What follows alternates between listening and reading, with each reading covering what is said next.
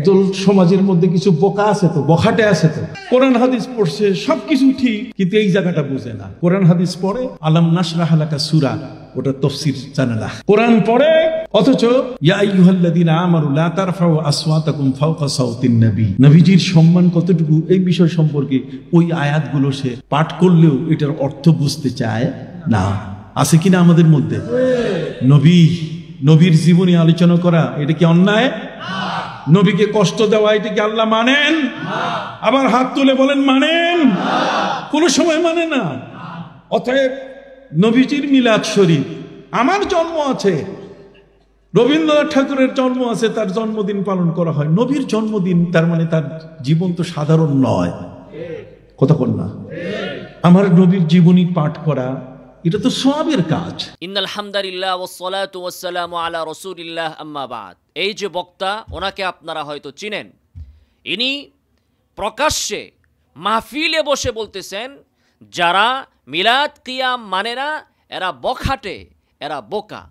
চিন্তা করুন কি পরিমাণ বিদ্বেষ, কি পরিমাণ শত্রুতা ওলামায়ে কেরামের প্রতি থাকলে, হক্কানি ওলামায়ে কেরামের প্রতি কি পরিমাণ বিদ্বেষ থাকলে একজন মানুষ মাহফিলে বসে জনসাধারণের সামনে, পাবলিকের সামনে এই ধরনের শব্দ উচ্চারণ করতে পারে।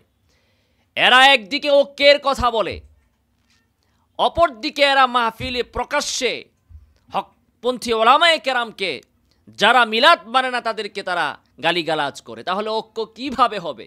তাদের ঐক্যের অর্থ হচ্ছে যে ভাই, তোমরা পৃথিবীর সকল মুসলমান, সকল আলেম কোরআন সুন্নাহ বাদ দিয়ে আমাদের তরিকায় এসে মিলাদ পড়ো, কিয়াম করো, ঈদে মিলাদুন্নবী করো, আসো আমরা ঐক্য করি।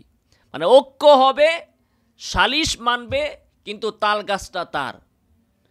ঐক্যের কথা বলে লজ্জা লাগে না, শরম নাই এদের।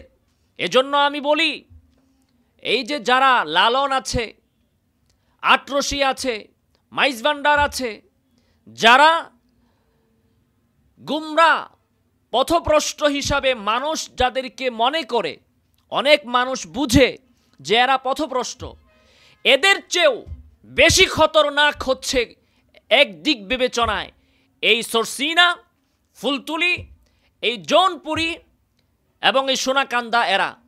কারণ এরা হচ্ছে ঠান্ডা মাথার বেদাতি। মানুষ এদেরকে ভালো মনে করে, কিছু মানুষ এদেরকে বিশ্বাস করে, আর সেই বিশ্বাসকে পুঁজি করে এরা সমাজের মধ্যে মিলাদ কিয়ামের মার্কেটিং করে আর হক্কানি ওলামায়ে কেরামের বিরোধিতা করে।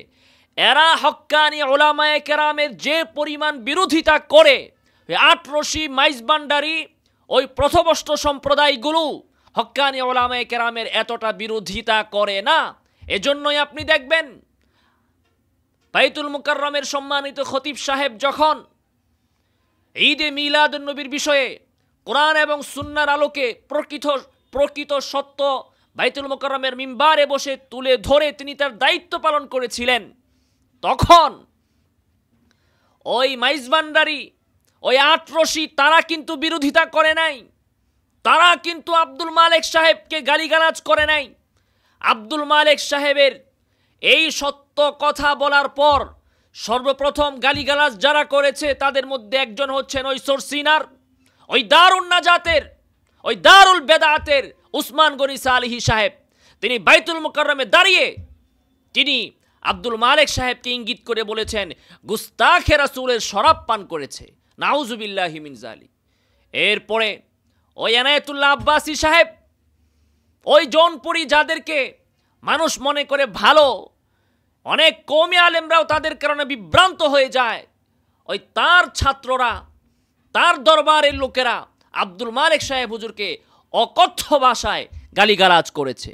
এবার আপনারাই বলুন, যখন হক্কানি ওলামায়ে কেরাম সত্য তুলে ধরেন, তখন সর্বপ্রথম তাদের বিরুদ্ধে কথা বলে, তাদের গলা চেপে ধরার চেষ্টা করে সরসিনা, ফুলতুলি, ওই জৌনপুরীর ওই সম্প্রদায়ের লোকেরা। আপনারা এখানে দেখেছেন যে এই বক্তা স্পষ্ট ভাষায় বলেছেন যারা মিলাদ মানে না তারা হচ্ছে বখাটে। এই বক্তার হুঁশ নাই, জ্ঞানও নাই। আমি গতকালকে একটা ভিডিওতে দেখিয়েছিলাম, ইনি সাঈদ ইবনুল মুসাইয়িবকে বলতেছেন সাহাবী, তাও একবার না কয়েকবার বলেছেন। এই হচ্ছে যাদের জ্ঞান, তারা এর থেকে ভালো কথা আর কি করে বলবে। যারা মিলাদ মানে না তারা যদি বখাটে হয়, বোকা হয়, তাহলে ইতিহাস তালাশ করে দেখুন আল্লাহর রাসূল সাল্লাল্লাহু আলাইহি ওয়াসাল্লামের লক্ষাধিক সাহাবীর মধ্যে কোনো একজন সাহাবীও এই ধরনের প্রচলিত মিলাদ এবং কিয়াম মানেন নাই। আল্লাহ রাসূল সাল্লাল্লাহু আলাইহি ওয়াসাল্লামের লক্ষাধিক সাহাবায়ে কেরামের মধ্যে কোনো একজন সাহাবীও প্রচলিত ঈদে মিলাদুন নবী উদযাপন করেন নাই। তাহলে তারা কি বখাটে? তাহলে তারা কি বোকা? তাবিঈদের মধ্যে দেখুন, 4 ইমামের মধ্যে দেখুন, হাদিসের গ্রন্থ যারা রচনা করেছেন, ইমাম বুখারী, ইমাম মুসলিম, তিরমিজি, নাসাই, ইবনে মাজাহ, দেখুন তাদের ইতিহাস। যদি কারো ক্ষমতা থাকে প্রমাণ করে দেখান যে তাদের কেউ প্রচলিত মিলাদ কিয়াম করেছেন বা ঈদে মিলাদুন নবী উদযাপন করেছেন, তাহলে আপনারা কি তাদেরকেও বখাটে বলতে চান? তাদেরকেও কি আপনারা বোকা বলতে চান? তার মানে হচ্ছে আপনি, আপনার পীর, আপনার দরবার যারাই বেদাত করে না তারা ছাড়া পৃথিবীর সকল মানুষ হচ্ছে বোকা, আর পৃথিবীর সকল মানুষ হচ্ছে বখাটে। এজন্যই একটি কথা প্রসিদ্ধ আছে, পাগল সে নিজেকে ছাড়া আর নিজের মতো যেগুলো আছে সেগুলোকে ছাড়া পৃথিবীর সবাইকে পাগল মনে করে। এরপরে দেখুন উনি কত বড় জ্ঞানী মানুষ। তিনি এই বক্তৃতার ভিতরেই ঈদ মিলাদুন নবীর বা প্রচলিত মিলাদ কিয়ামের দলিল দেওয়া শুরু করেছেন।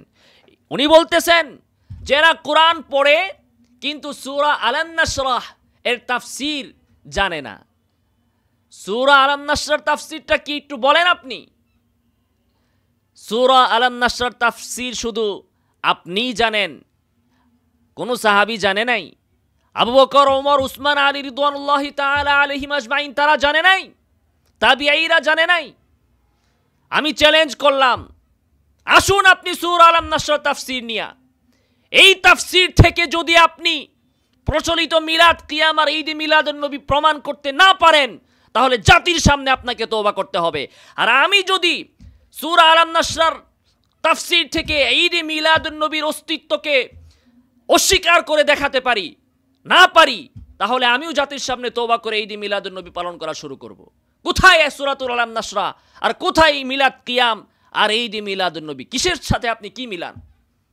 এরপর একটা আয়াত তেলাওয়াত করেছেন, লা তারফাউ আসওয়াতাকুম ফাওকা সাওতিন নবী।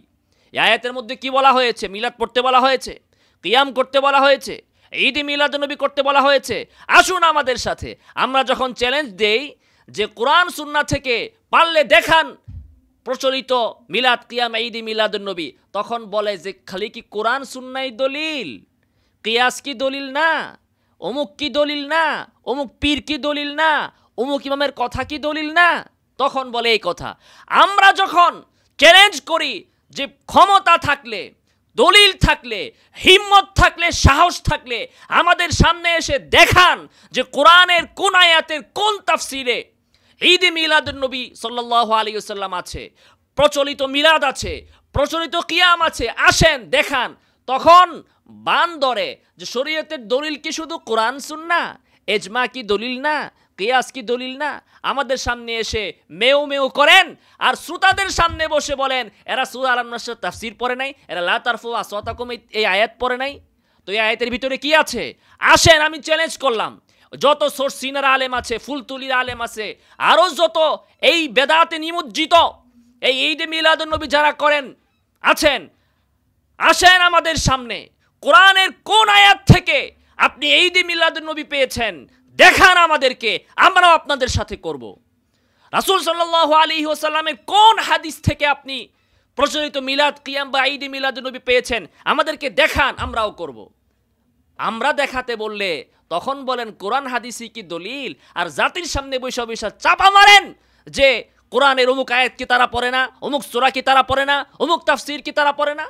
এই ধরনের ভাওতাবাজি আর কয়দিন করবেন? এরপরে দেখেন এই বেচারা বলতেছেন, খুবই আফসোস লাগে, দেখেন এরা প্রসঙ্গ থেকে প্রসঙ্গ কিভাবে পাল্টায়। দিক থেকে দিগান্তর, ইরান থেকে তুরান কিভাবে যায়। বলতেছে যে যারা মিলাদ মানে না তারা বখাটে। এরপরে জাতিকে, শ্রোতাকে কিভাবে মানে প্রতারিত করছে দেখুন। এরপরে বলতেছে রাসূল সাল্লাল্লাহু আলাইহি ওয়াসাল্লামের জীবনী আলোচনা করা কি অপরাধ? রাসূল সাল্লাল্লাহু আলাইহি ওয়াসাল্লামের জীবনী আলোচনা করা কি অপরাধ? এটা হচ্ছে ওনার মিলাদ কিয়ামের দলিল। পৃথিবীর কোন আলেম আপনাকে বলেছে যে রাসূল সাল্লাল্লাহু আলাইহি ওয়াসাল্লামের জীবনী আলোচনা করা অপরাধ? কে বলেছে এটা আপনাকে? কে দাবি করেছে? কোন পাগলে বলেছে আপনাকে? অপ্রাসঙ্গিক কথা কেন বলেন?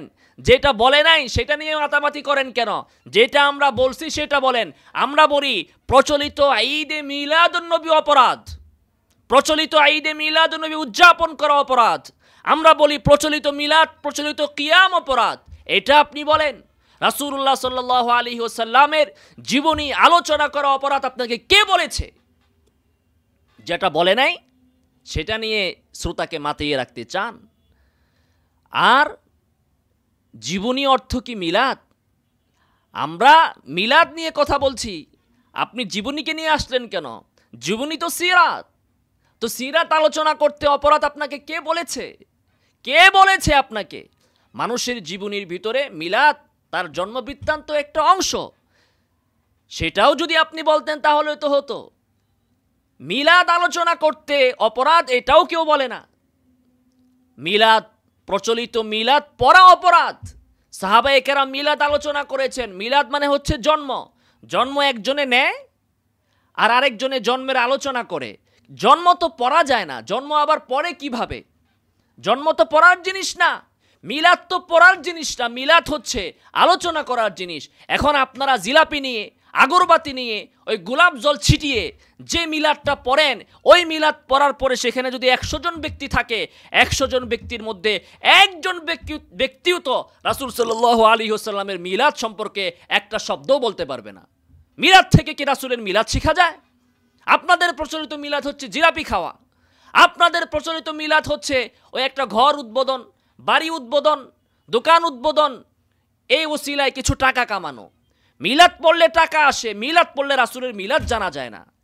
পৃথিবীর কোনো মানুষ বলতে পারবে না আজ পর্যন্ত যতগুলো মিলাদ পৃথিবীতে আপনারা পড়েছেন সেখান থেকে রাসূলের মিলাদ সম্পর্কে তারা কিছু শিখেছে। কাজেই নাম দিয়েছেন মিলাদ, আর এখান থেকে উদ্দেশ্য হচ্ছে অর্থ কামাই করা। এরপরে ইনি দেখেন কি দলিল দিচ্ছেন যে রাসূল সাল্লাল্লাহু আলাইহি ওয়াসাল্লামকে কষ্ট দেওয়াকে আল্লাহ সহ্য করেন। নাউজুবিল্লাহি মিন যালিক। কে বলছে এই কথা? মিলাদের প্রমাণ করতে যায় এখন রাসূলের কষ্টের প্রসঙ্গে কোথা থেকে আসলো? দেখেন শ্রোতাদের সেন্টিমেন্ট, শ্রোতাদের আবেগ নিয়ে, শ্রোতাদের অনুভূতি নিয়ে, চেতনা নিয়ে এরা কিভাবে খেলা করে। মুলা জুলাইছে মিলাদের আলোচনা করতেছে সূরা আলাম নাশরাহ, লা তারফাউ আসওয়াতাকুম। রাসূলের জীবনী আলোচনা করা কি অপরাধ? অবান্তর প্রশ্ন ছুড়ে দিচ্ছে। বলতেছে রাসূলকে কষ্ট দিলে কি আল্লাহ সহ্য করেন? মিলাদের সাথে রাসূলকে কষ্ট দেওয়ার কি সম্পর্ক? বরং যারা মিলাদ পড়ে, যারা এই প্রচলিত মিলাদ এবং বিদআত চালু করেছে, তারাই মূলত রাসূলের কথাকে অমান্য করে আল্লাহ রাসূল সাল্লাল্লাহু আলাইহি ওয়াসাল্লামকে তারাই কষ্ট দিচ্ছে। এরপরে দেখুন চূড়ান্ত পর্যায়ের মূর্খতা কাকে বলে। ইনি বলতেছেন যে আমার মিলাদ আছে, জীবন জন্ম আছে, রবীন্দ্রনাথের জন্ম আছে। নাউজুবিল্লাহি মিন যালিক। রবীন্দ্রনাথের জন্মদিন পালন করা হয়। রবীন্দ্রনাথের জন্মদিন পালন করা হয় দেখে আপনি রাসূলুল্লাহ সাল্লাল্লাহু আলাইহি ওয়াসাল্লামের জন্মদিন উদযাপন করেন। এর চেয়ে বেয়াদবিমূলক কথা, এর চেয়ে মূর্খতাপূর্ণ কথা, এর চেয়ে জাহালাতপূর্ণ কথা আর কি হতে পারে পৃথিবীতে আমার জানা নেই। আমার নবীর জন্মদিন পালন করব কি করব না এই শিক্ষা আমাকে নিতে হবে রবীন্দ্রনাথের অনুসারীদের থেকে। এর চেয়ে আহাম্মকি কথা কি পৃথিবীতে আর কিছু হতে পারে? এই আহাম্মকগিরি ইনি প্রথম করেন নাই। আমরা দেখি যে ওনার আগেও কিছু মানুষ বলেছে যারা ঈদে মিলাদুন্নবী উদযাপন করে, তারা বলে যে খ্রিস্টানরা ঈসা আলাইহিস সালাতু ওয়াস সালামের মিলাদে মাসিহ উদযাপন করছে, ওই দিনকে তারা বড় দিন, ঈদের দিন বানাচ্ছে, তো আমাদের নবীরটা আমরা কেন বানাবো না? মানে আমাদের নবীর জন্মদিন পালন করা হবে কি হবে না সেই শিক্ষা আমাকে নিতে হবে খ্রিস্টানদের থেকে। সেই শিক্ষা নিতে হবে রবীন্দ্রনাথের অনুসারীদের থেকে। এই কথা বলার আগে আকাশ ভেঙে পড়াটা ভালো ছিল। এই ধরনের কথাও একজন আলেম মাহফিলে বসে বলবে, তো এরা কি রাসূলের অনুসারী না রবীন্দ্রনাথের অনুসারী? এরা কি রাসূলের উম্মত না রবীন্দ্রনাথের উম্মত? এরা আমার বুঝে আসে না। অথচ আল্লাহ রাসূল সাল্লাল্লাহু আলাইহি ওয়াসাল্লাম স্পষ্ট ভাষায় বলেছেন, তিরমিজির হাদিস, লাইসা মিন্না মান তাশাব্বাহা বিগাইরিনা। আল্লাহ রাসূল তো আমাদেরকে রবীন্দ্রনাথের অনুসরণ করতে বলেন নাই, খ্রিস্টানদের অনুসরণ করতে বলেন নাই, বরং তিনি বলেছেন যে ব্যক্তি এদের অনুসরণ করবে সে আমাদের দলে না। এবার চিন্তা করুন মুসলমানেরা, মিলাদ পড়তে যে, কিয়াম করতে যে, এই প্রচলিত ঈদ মিলাদুন নবী উদযাপন করতে যে রাসূলের দল থেকে আপনারা বের হয়ে যাচ্ছেন। লাইসা মিন্না মান তাশাব্বাহা বিগাইরিনা, যে অন্যদের সাথে সাদৃশ্যতা রাখে এ আমার দলের ভিতরেই নাই। তো আপনি রবীন্দ্রনাথেরটা দেখে, খ্রিস্টানদেরটা দেখে আপনি মিলাদুন নবী উদযাপন করছেন, আপনি তো তাদের সাথে সাদৃশ্যতা রাখছেন। আল্লাহ রাসূল সাল্লাল্লাহু আলাইহি ওয়াসাল্লাম বলেছেন, ইহুদ এবং নাসারাদের সাথে তোমরা সাদৃশ্যতা রাখবে না। এবং নবী বলেছেন যে আমার উম্মতের একটি দল খ্রিস্টানদের, আমার উম্মতের একটি দল এদের পদাঙ্ক অনুসরণ করবে। যদি ওই বনু ইসরাইল বা এরা যদি গর্তের ভিতরে, গুই সাপের গর্তের ভিতরে ঢুকে থাকে, তারাও সেখানে ঢুকবে। তখন জিজ্ঞাসা করা হয়েছে, এরা কারা? এরা কি ইহুদ নাসারা? আল্লাহ রাসূল বলেছেন, এরা ছাড়া আর কারা? তো ইহুদ এবং নাসারাদের অনুসরণ করে নিত্য নতুন বেদাত যে আবিষ্কার হবে, এটা তো আল্লাহ রাসূল সাল্লাল্লাহু আলাইহি ওয়াসাল্লাম পূর্বেই আমাদেরকে সতর্ক করে গিয়েছেন। এরপরেও কোন লজ্জায় এরা ঈদ মিলাদুন নবী উদযাপন করে? এরপরেও কোন সাহসে, কোন বিবেকে, কোন চেতনায়, কোন ইসলামের দাবিদার হয়ে এরা মানুষকে বিভ্রান্ত করে?